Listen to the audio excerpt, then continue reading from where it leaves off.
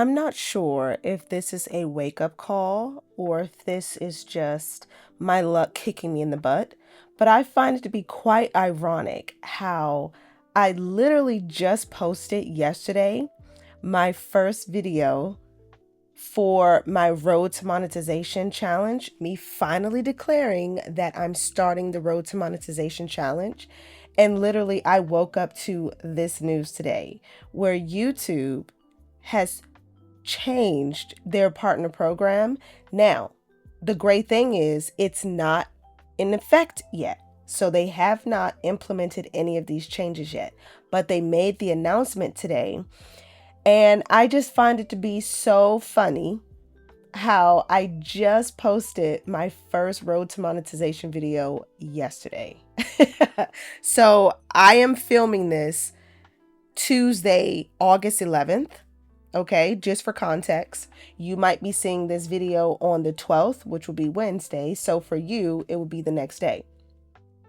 So with that being said, I don't know. I'm just like, I'm so glad that I kind of kept having this nagging feeling of like, no, I think you need to definitely buckle down and go ahead and try to get, your monetization goals achieved, especially before December, so that you can kind of get that out the way and you can focus on just being creative and actually, earning from all of your hard work. To then I wake up to this news. So let's dive into it. What is YouTube up to now? I know a lot of the comments that I've been reading from videos that I've watched from vidIQ throughout the day. I've watched a couple of their lives and people are not happy. And I totally understand. I feel the same exact way. Okay, so you are not alone. So YouTube is presenting a refresh and rebrander of their YouTube partner program where they're introducing new opportunities as well as shifting the qualifications for the YouTube partner program. So let's go ahead and dive into it. So this is their official page where they're actually talking about the program, and I just kind of wanted to dive into the information straight from the horse's mouth. So let's look into what they have to say.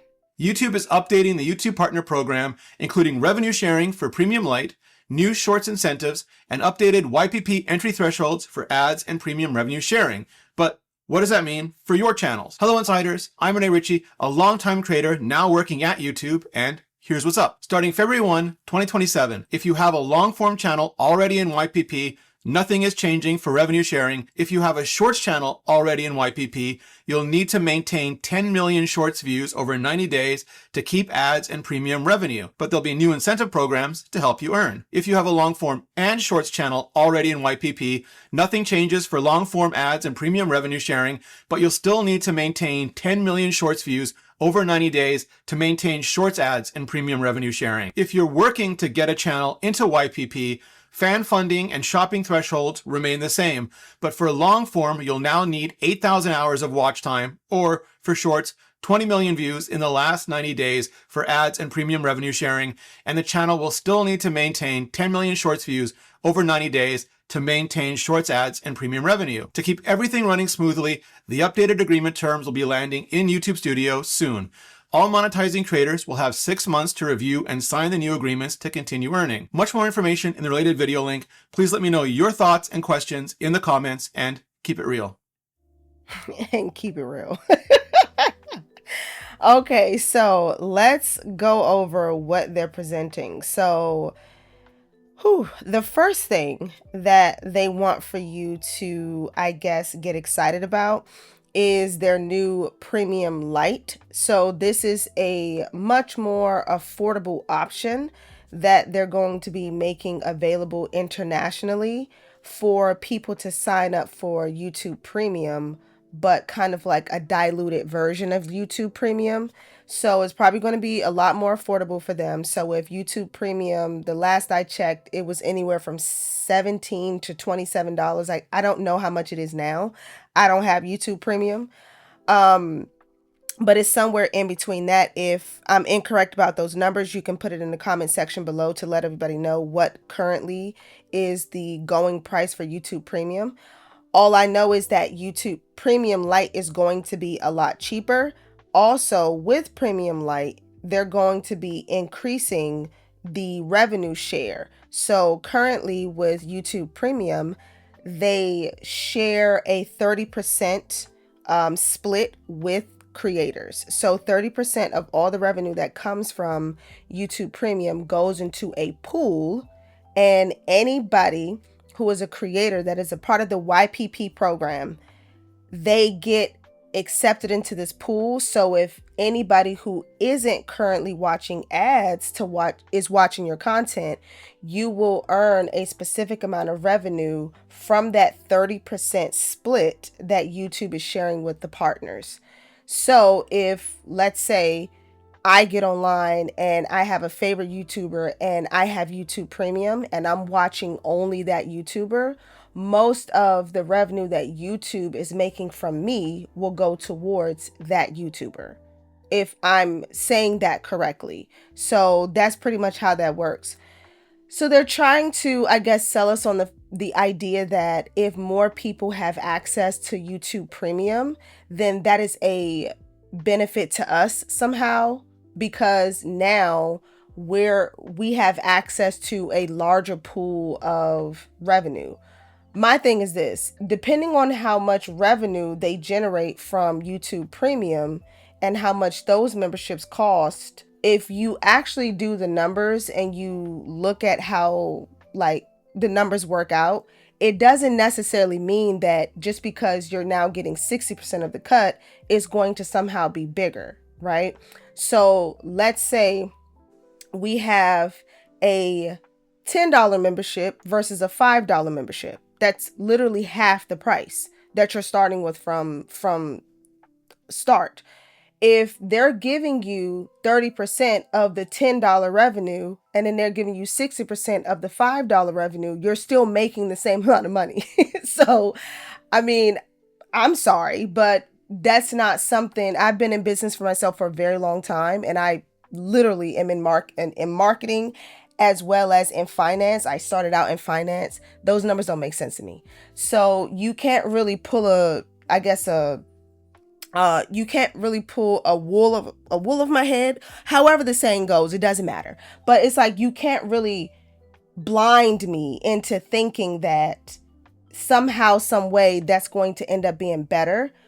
Because when you look at it, at the end of the day, all the revenue that's coming from ads could actually end up equating to way more money in the long run, because you're individually earning from the ad split on your videos. But now everybody getting into YouTube Premium only increases the bottom line and revenue for YouTube, and then it decreases how much money each individual creator will actually earn at that point. I'm not really sure why they think that a lot of us are stupid enough to just believe that. For me, I don't believe it. I just think that it is a great opportunity, but you can't tell me that me getting individual ad revenue off of my videos is somehow, some way, not as beneficial as me getting revenue from YouTube Premium, when I have to literally share that revenue with other people. And it's a limited amount of revenue. Because what if somebody that has YouTube Premium is like a massive short watcher and I don't have any shorts? I'm not making any money from that person. If a lot of my subscribers aren't necessarily being notified about my videos and they're missing a lot of my content, how is it that I'm going to make money off those individuals or other individuals that randomly run into my content? I still have to split that money with other creators. You get what I'm saying? I hope that is clear and that you're able to articulate that a little bit for yourself. I would just say sit back and think about it. But in my mind, I understand how business people love fudging numbers and fudging concepts to convince you of something that isn't necessarily true. But it's like it is an opportunity, so I guess we can just take what they give us. So that's pretty much what that is, and it explains to you right here how that program is broken down pretty much in a snapshot. I'm not sure if they have more information on that later on, but I guess we will see. So we're going to go down to YouTube Shorts. Not sure where their infographic went, but it disappeared. So after February 1st of 2027, creators who are shorts creators, or you could be, dabbling in shorts, it doesn't matter. You currently only have to get, I'm saying only very lightly, it is a lot of views that you have to get in order to become monetized in shorts. If you're just a shorts channel, you have to get 10 million qualified views. Let's be clear, qualified views. So you could get 10 million views and they only qualify half of that. So they want for you to get 10 million qualified views. What do they mean by qualified? I have no understanding or any idea of what they actually mean by qualified. I don't even think the people who earn YouTube Shorts income even knows what a qualified view is. But they do show you that in your back office. They literally will show you the split. So 10 million qualified shorts views over a 90-day period. Not a 12-month period, a 90-day period. So you have 3 months to qualify for that particular metric in order for you to become monetized. After February 1st of next year in 2027, that will increase to 20 million views. Now, subscribers won't change. So let's go down here and look at the threshold. So subscribers stay the same. So we only need to get 1,000 subscribers, which is great. I mean, if they wanted to lighten the blow a little bit, they probably should have said, oh, you only need 500 subscribers now. Like, you don't even need the 1,000 anymore, since we don't even care about subscribers anymore, and we don't really use it as an actual metric that makes sense anymore. We're just gonna either completely get rid of the subscriber count, which actually would be extremely mind-boggling and exciting if they just said, oh, well, let's just scratch the subscriber metric, and we don't really require you to have a specific number of subscribers. But now, with that being said, we're going to increase the amount of watch time that is required for you to get monetized. So if you have long form content, you need 8,000 watch hours over a 12-month period versus priorly only needing 4,000 watch hours.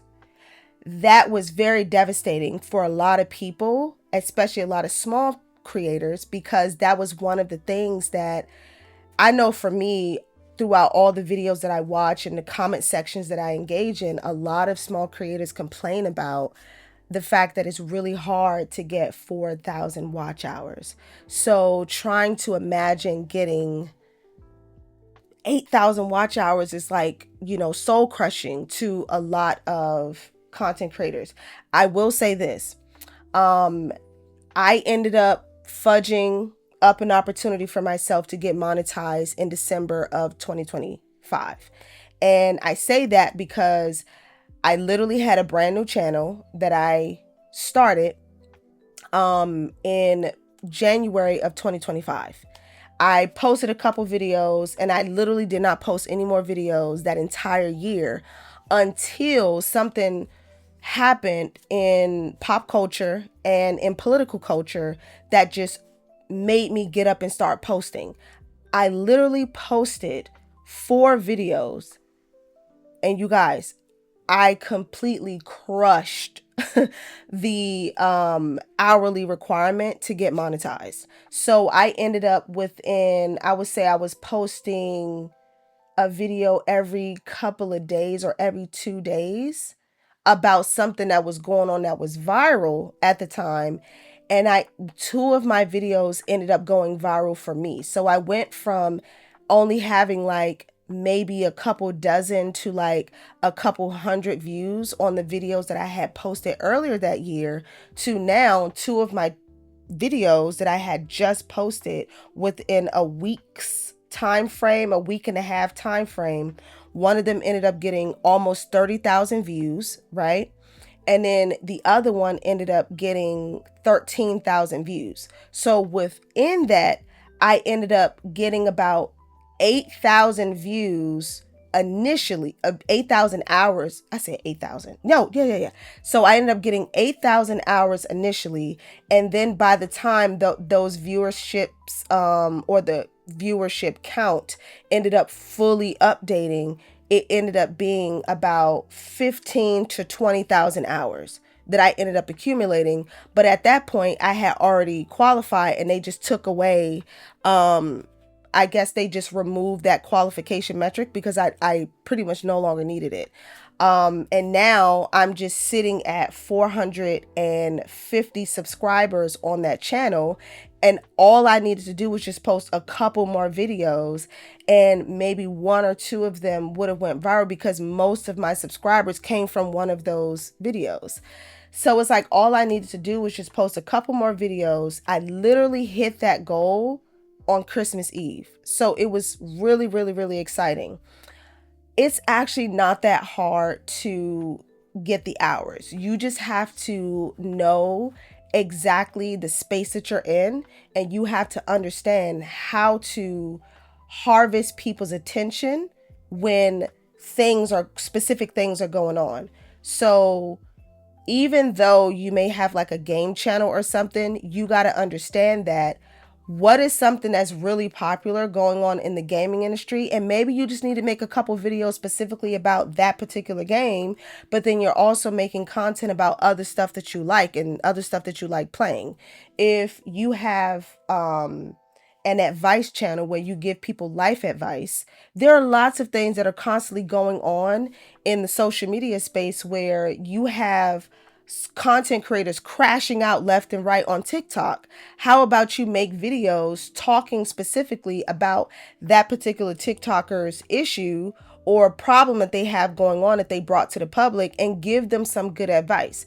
And because that person is going viral right now, a lot of the attention that's coming from that particular creator, other people want to hear your perspective or hear other people's perspectives about that particular creator. So it's like there are different ways that you can stick to your personal content and also make viral content at the same time to hit the qualifications for the hours, and then you will for sure get subscribers through that. So for me, I just want to spank my own butt and say you should have just stuck to it. But, I'm not going to cry over spilled milk. I'm just going to clean it up and get back on the track so I can get this stuff done. So I just find it to be quite ironic that I woke up to this news today. So back to what the qualifications are. I really hope that ramble just helped a lot of people. I just want to be as helpful as possible in this process because we're all small YouTubers and we all need to help each other out. So you need 8,000 qualifying hours of watch time within 1 year, so 12 months. But as of right now, you have until February of next year to still qualify with the 4,000 watch hours. So it's not Armageddon quite yet. Okay, it's not Armageddon quite yet. So all of the current qualifications to get monetized are still intact. So you have some time, but you don't really have that much time. You literally have 6 months. So as long as you can get to 4,000 watch hours and the 1,000 subscribers, you should be good to go for monetization for your long form content. But if you are primarily a shorts channel, you still have the opportunity to get qualified through only hitting 10 million views versus qualified views. Let me be very clear, versus having to hit 20. Okay. So I know for me, one of my channels is a shorts channel and it's not monetized yet. So I have to make sure that I keep that in mind and that I just go. And I do everything that I can to post as much as I can to attract as many viewers as I can so that I can at least get into the partner program and I don't have to worry about getting 20 million views in the matter of 90 days. I follow a lot of shorts creators that are actually like helping people figure out how to do this because they make a lot of money running shorts channels. And they say that 20 million views really isn't much of anything because they're hitting close to 100 million views in a month. Like, it's mind boggling when you actually think about it, but they are putting in a lot of work. None of those creators are posting less than 5 videos a day. Okay. So you got to understand what type of work ethic you are going to be up against when it comes to the type of creation of videos that you are going to be creating. So if you're going to do long form, do not do short form content on your channel. Please hear me loud and clear. Do not do short form content. On this particular channel, I am literally about to delete all of my shorts videos because they are taking up too much of the algorithm's attention on my channel. I want for all of my viewership to come from long form content, not short form content. All of those videos will be moved to a new channel that I'm doing shorts on, and I'm going to be doing shorts reactions. And I'm going to do crafting and all those other types of things on that channel. So all of those videos will be relevant to the theme of that channel. So it would make sense for me to have shorts on that channel since it's going to be predominantly shorts, and I might go live on that channel to do live crafting and stuff like that. So that's just me giving you a little bit of idea of some of the stuff that I'm up to. And I would just say figure out how you're going to apply this to your business and what you have going on. So we are running a little bit long, but I do want to get into a few more of the points, but let's watch what some of the executives have to say at YouTube. This is a very helpful video, so let's watch this together and I will continue my thoughts after they're done. I'm Renee Ritchie, your Creator Insider. My name is Amjad Hanif, and I lead the creator product team at YouTube. Thank you so much for joining us. We've announced a few updates for the YouTube Partner Program. What is changing for creators and our channels? There's a few changes that most creators should be aware of. The biggest changes are on what it takes to earn from ads rev share. It used to be about 4,000 hours in order to qualify for long form, and now it's going to be 8,000.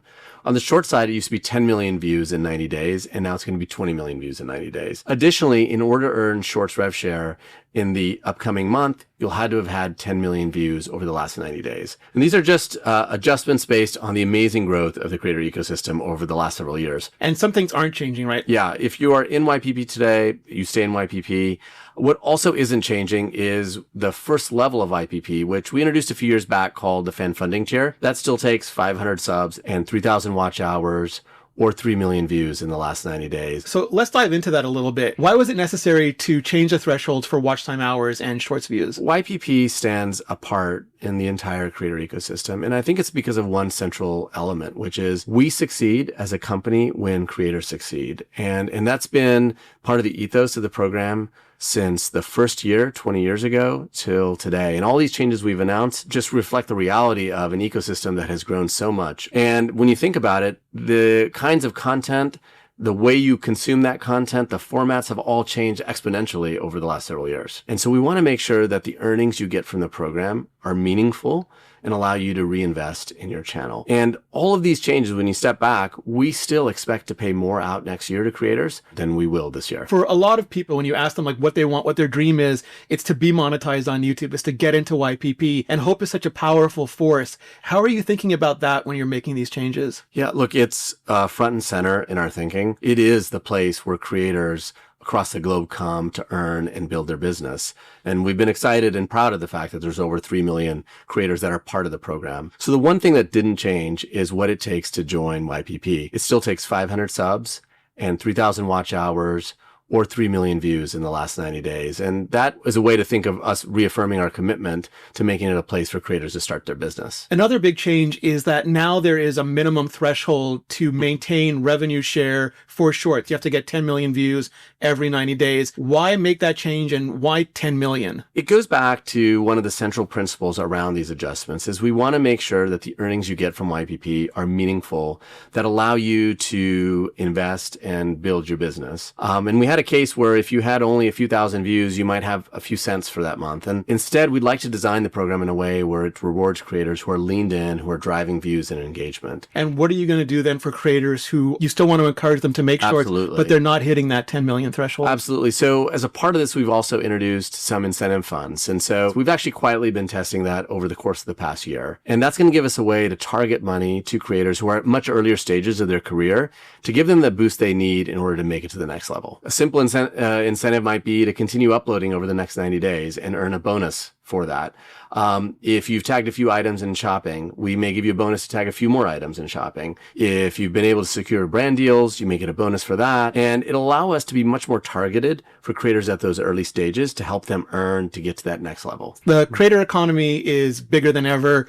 YouTube is doing better than ever. Why aren't we lowering the thresholds for YPP? Why are we instead increasing them? That's a really good question. You could lower the thresholds and you'd have creators who are in the program but not actually earning anything meaningful. There is no program like YPP across the creator ecosystem. And we take that responsibility very seriously as stewards of the creator economy, as the original home for creators, to make a program where creators can understand what it takes to be part of it, can earn based on how well they build an audience. And that's really in the back of our mind with all the changes we make for the program. We want you to be able to earn and build a business and grow from a business where you're just running your channel to one where you can take advantage of brand deals, you can sell memberships, you can earn from fans directly. And you think of all the ways you can earn as a part of the YPP program. There's no other place you can do that today. Amjad, thank you so much for your time. I really appreciate this. I would love to sit down with you again next year and see where we've gotten.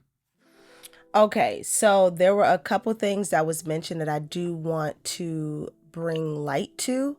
So I understand how they think they're going to be paying out more.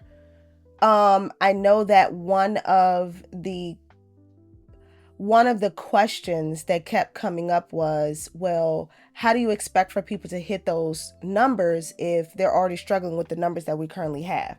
One of the things that the guys over from vidIQ had brought up, because they were on the live conference with YouTube asking them questions directly. And one of the questions was, how can you justify that the creators will make more money if they hit 8,000 watch hours versus 4,000 watch hours to get qualified?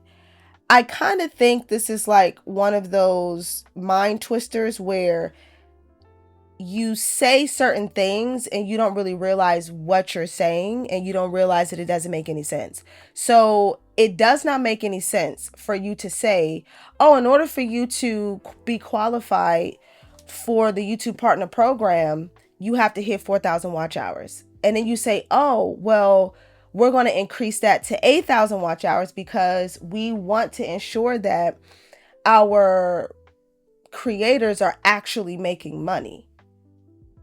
Huh? What does that have to do with the qualifications of getting into the program?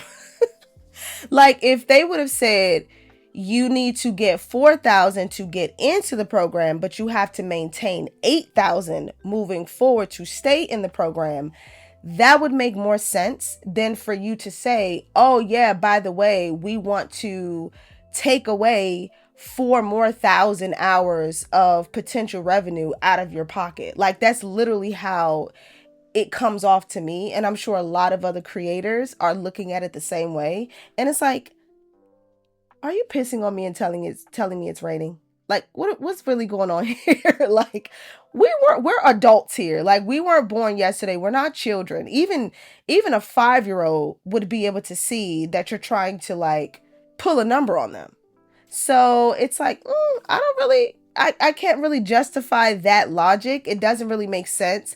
I totally get that you want to help your creators make more money or have more opportunities to making money, but like a lot of these opportunities already exist. Like you can literally just add more opportunities without taking away what's already there. You get what I'm saying? So I just kind of find it to be a bit disingenuous.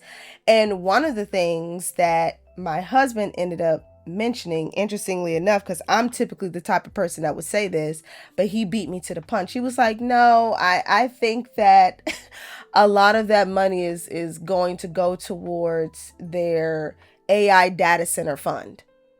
And I'm completely on board with everything he said because it makes so much sense. As we know, all of the big wig companies in the AI space right now are racing to be number one in AI, and they're building all of these unhealthy data centers. And a lot of them are running out of cash. So it only makes sense to rebrand and to restructure your cash cow so that you can at least give yourself more opportunities to keep more cash in your pocket. So it's like at the end of the day, we can try to make this as positive as we want to. We have no choice but to make it as positive as we can, because if we want to be a part of the program, we have to follow the rules that they put in place. So with that being said, I would just say this: buckle down over the next 6 months. Make sure you do everything you need to do. Tune into vidIQ because they definitely give a lot of amazing advice.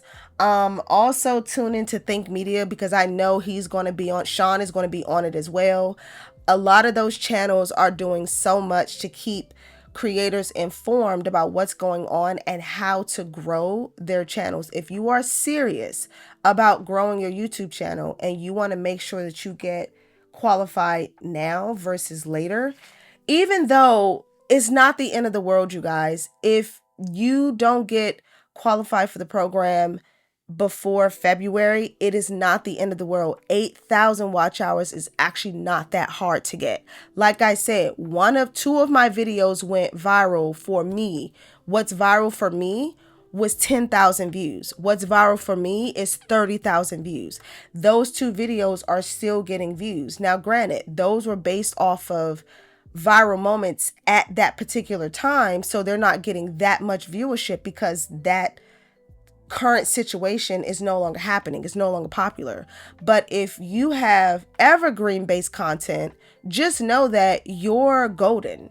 You're good to go. So you don't have to worry about it. If you do tutorials, people are going to be tuning into your tutorials for until the end of time, right?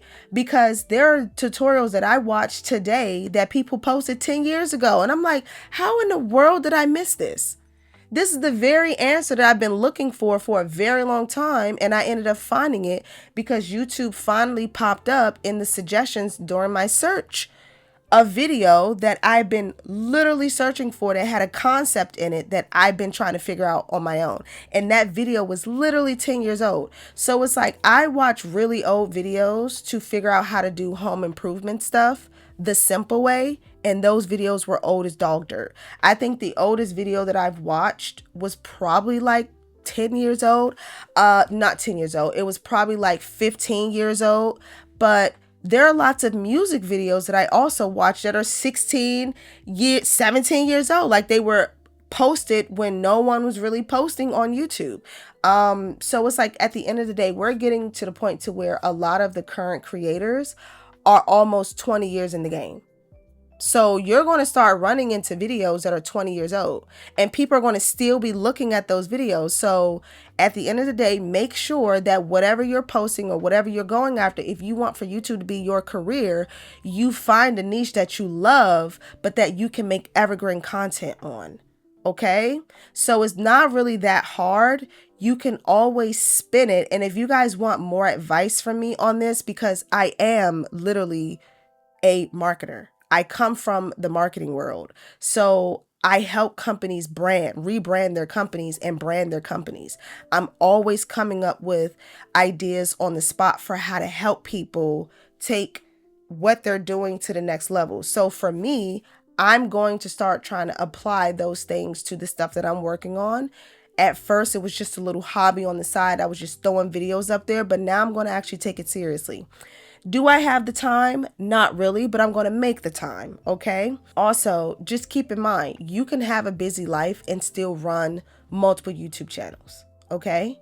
You really can. I have a bunch of YouTube channels that I post on, but I'm currently restructuring my YouTube plan and my YouTube system to make it flow with my real life businesses outside of YouTube because I'm in finance and marketing outside of YouTube. Okay. So at the end of the day, I hope this video was very informative. I hope I didn't talk too long. I hope that everything that I spoke about in this video today will be helpful to you. If you want any more advice from me, I am doing a Road to Monetization challenge. So help a sister out. Okay. Subscribe to my channel. Subscribe to my channel. Ask me anything. I do not mind answering your questions about, giving you advice on how to move your YouTube business forward. And yeah, I don't want to make this particular channel about that particular thing. I do have another business and another channel where I do stuff like that, and I'm going to start doing stuff like that over on that channel. So if you want that type of advice, just send me a comment and I'll direct you over there. And hey, if we need to do a live together, we can do that. It doesn't matter. So at the end of the day, I really hope that you all can woo-saw about this entire situation and just lock in. Let's get it. We all can get it. We all can be a part of this, and we all can succeed. So I hope that you enjoyed this video. Please remember to like the video. Please leave a comment about how you feel about this entire situation in the comment section below. And if you are so gracious to help me out, please subscribe. I will see you in the next one. Bye.